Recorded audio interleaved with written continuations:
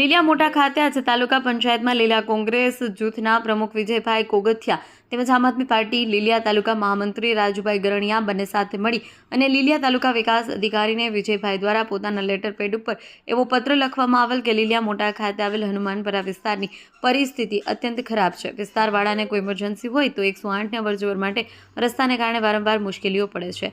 ત્યારે આમ આદમી પાર્ટીના મહામંત્રી રાજુભાઈ ગરણિયા દ્વારા લીલિયા તાલુકા કોંગ્રેસ જૂથના પ્રમુખ વિજયભાઈને સાથે રાખી તાલુકા વિકાસ અધિકારીને પત્ર આપેલ છે કે હનુમાનપરા વિસ્તારની અંદર 2 સ્થળોએ લોકોને પારાવાર મુશ્કેલીઓ પડે છે તો ત્યાં આગળ એક પુલ અને કોઝવે બનાવવો જેવી માંગણી કરવામાં આવેલ છે. સાથોસાથ તાલુકા વિકાસ અધિકારીએ જણાવેલ કે તમારી માંગણીને હું આયોજન મીટિંગમાં લઈ બનતા પ્રયત્નો કરીશ. રિપોર્ટર અનિલભાઈ વાડા, લીલિયા મોટા. રાજુભાઈ, તમે આમ આદમી પાર્ટીમાંથી આવો છો અને તમારો હોદ્દો મહામંત્રીનો છે અને વિજયભાઈ કોગથિયા યુથ કોંગ્રેસમાંથી આવો છો. વિજયભાઈ કોગથિયા, તો હવે તમે લીલિયાના કયા વિસ્તારના પ્રશ્ન લઈને આવ્યા હતા? શું તમારી રજૂઆત હતી, જણાવો.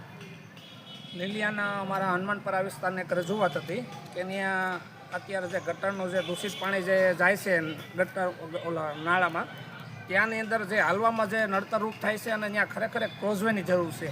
તેના માટે અમે રજૂઆત કરવા આવ્યા હતા અને એક આપણા પ્રફુલભાઈ જે રવૈયા છે એના ઘર પાસે પણ એક પુલની જરૂર છે. ત્યાં પણ અમે રજૂઆત, આ 2 પ્રશ્ન અમારા રજૂઆત છે કે ભાઈ પુલ અને ક્રોઝવે કરવામાં આવે, જે તાત્કાલિક ધોરણે જે અત્યારે આયોજન છે એક્ટિવિટીની અંદર તાત્કાલિક ધોરણે જે આ પુલ અને ક્રોઝવે કરવામાં આવે તો લોકોનો પ્રશ્ન તાત્કાલિક ધોરણે એનો અમલવારી થાય, એવી જ અમારે આ તાલુકા પંચાયત સાહેબને માંગણી કરવા આવ્યા હતા.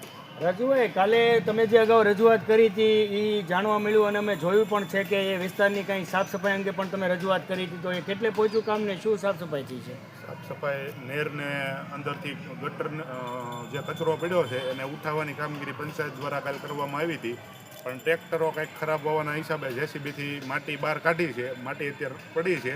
આજે સાહેબે એવું કીધું છે કે આજ બપોર પછી ઉઠાવી દો.